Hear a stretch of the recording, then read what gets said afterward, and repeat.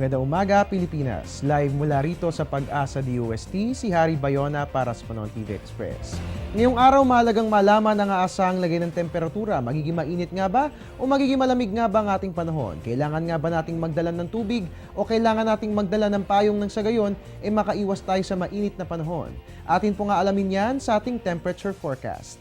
Unahin po natin dito sa atin sa Luzon, sa SBMA nga po, magiging mainit ang ating panahon dahil meron tayong 23 to 32 degrees Celsius, habang sa Baguio City magpapatuloy po ang malamig na panahon, meron tayong 13 to 22 degrees Celsius. Puntahan po natin ngayon ang Visayas, gaya nga po ng ating nakikita sa Iloilo at Bacolod, makararanas nga po tayo ng temperatura na 23 to 31 degrees Celsius at bahagyang mainit po yan.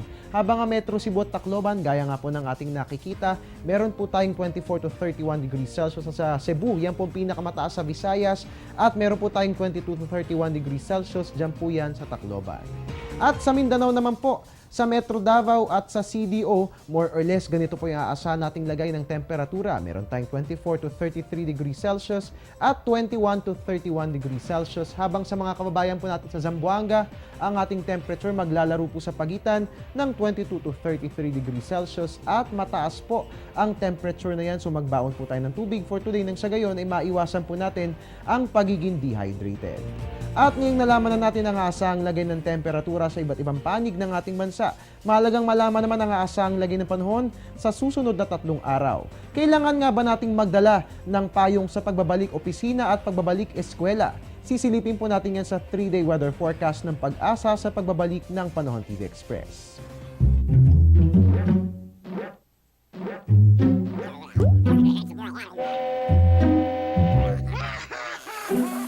Worried kung nasaan ang package mo?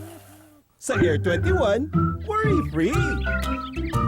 May real-time SMS updates, kaya alam mong status ng padala mo every step of the way. Why worry? Pwede namang worry-free.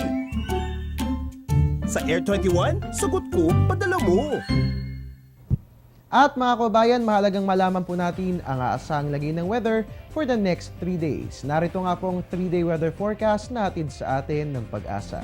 Unahin po natin ang lagay ng panahon sa Baguio. Fair weather po ang ating mararanasan bukas at magtutuloy-tuloy po yan hanggang sa araw ng Martes. Dito naman po sa atin sa Metro Manila, magandang balita po. Para po sa mga mag-anak na mamamasyal bukas, wala pong dapat alalahanin dahil fair weather ang mararanasan, at sa pagbabalik opisina at eskwela, wala pong mga pag-ulan na mararanasan. So perfect na perfect po yan.